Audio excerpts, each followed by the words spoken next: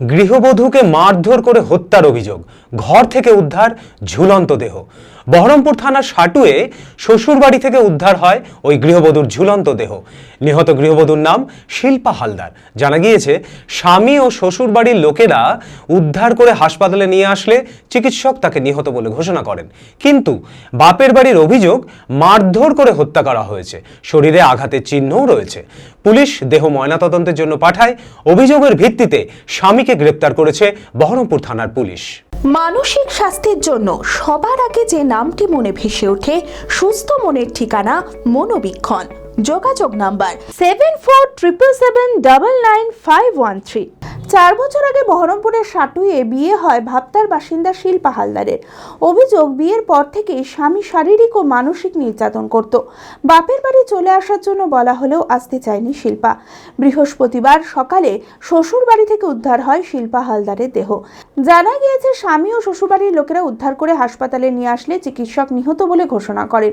কিন্তু বাপের বাড়ির অভিযোগ, মারধর করে হত্যা করা হয়েছে, শরীরে আঘাতের চিহ্নও রয়েছে। 4 বছর হলো বিয়ে হয়েছিল। আমি কোনোদিন ওদের কোনো প্রবলেম আছে বলে শুনিনি, কিন্তু আমার আরেক মাসির মেয়ে, সে তার সাথে একটু ক্লোজনেস বেশি ছিল, ওকে সব শেয়ার করেছিল যে প্রায় নাকি মারধর করতো। এটা আমি প্রথম আজকেই সকালে শুনলাম যে ওর মারধর ব্যাপারটা নাকি বরাবরই ছিল।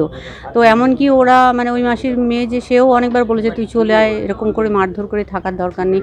অনেকবার বলেছে হ্যাঁ দিদি চলে যাব, কিন্তু যত মেয়েদের যেরকম হয় যে সংসার ছেড়ে কেউ বেরোতে চায় না, তো অনেকটা অ্যাডজাস্ট করার চেষ্টা করেছে। সেটা কি এখন এমন পর্যায়ে পৌঁছবে যে একদম জীবনটাই চলে যাবে, সেটা আমরা কেউই ভাবতে পারিনি। ওদের ছেলের বাড়ির তরফের যেটা বক্তব্য, সেটা হচ্ছে গলায় দড়ি দিয়ে মারা গেছে। কিন্তু যা দেখলাম আমি ওকে ছবিতে এবং তাতে কোনোভাবে গলায় দড়ি দেওয়ার মতো কোনো রকম কোনো স্ট্রেন কিচ্ছু নেই, গলাতে কোনো দাগ নেই। যেটা আছে হচ্ছে হ্যাঁ, দুটো গালের মধ্যে পুরো কালশিটে ভর্তি, এবং চুলের মুঠি ধরে ঠোকা মারলে কপাল যেভাবে লাগবে, ঠোঁট কেটে যাবে, ঠিক সেই দাগগুলোই আছে দেখলাম আমি। অবশ্যই ন্যায় বিচার চাইছি। যদি সত্যি পোস্টমর্টমের রিপোর্টে বেরোয় যে ওকে মারাই হয়েছে, তাহলে তার যারা করেছে কাজটা অবশ্যই যেন তার শাস্তিটা হয়। বহরমপুর থানায় লিখিত অভিযোগ দায়ের করা হয়েছে। অভিযোগের ভিত্তিতে স্বামী রূপায়ণ মণ্ডলকে গ্রেপ্তার করেছে বহরমপুর থানার পুলিশ।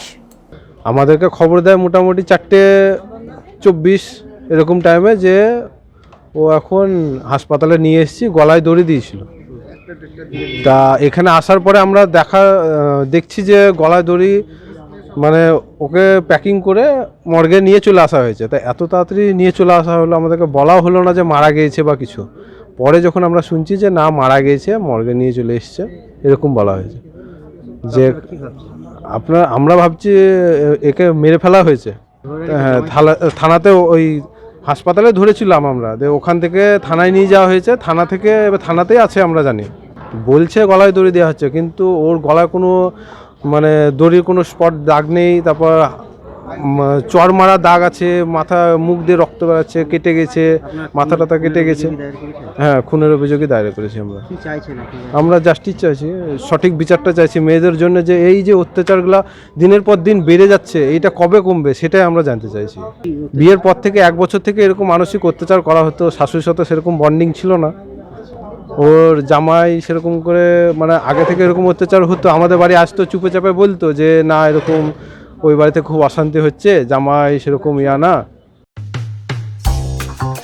জেড একাডেমি গত 3 বছর ধারাবাহিক সাফল্যের পর এই বছর উচ্চ মাধ্যমিকের 3rd সেমিস্টারেও অভাবনীয় সাফল্য জেড একাডেমির। 49 জনের মধ্যে 23 জন শিক্ষার্থী 90%-এরও বেশি নাম্বার পেয়েছে। 2026-27 শিক্ষাবর্ষে অনলাইন ও অফলাইন ফর্ম ফিল আপ চলিতেছে। আমাদের সুবিধা, ডিজিটাল ক্লাসরুম, 24 আওয়ার্স সিসিটিভি, ছেলে ও মেয়েদের পৃথক ক্লাসরুম ও হোস্টেল, নিয়মিত DDP, problem solving and doubt clearing class, কলকাতার অভিজ্ঞ শিক্ষক মণ্ডলী, স্বাস্থ্যসম্মত রুচিশীল খাবার, নিট বেসিস পড়াশোনা, কালচারাল অ্যাক্টিভিটি, গেস্ট টিচার দ্বারা মোটিভেশন ক্লাস, সবুজে ঘেরা পরিবেশে 24 ঘন্টা বিশুদ্ধ জল ও বিদ্যুৎ পরিষেবা। একাদশ শ্রেণীতে ভর্তির অ্যাডমিশন টেস্ট আগামী 1 মার্চ 2026। বিশদে জানতে যোগাযোগ করুন জেড একাডেমি, সারকাছি রামকৃষ্ণ মিশনের সন্নিকটে, বহরমপুর, মুর্শিদাবাদ। Mobile number 9836187795।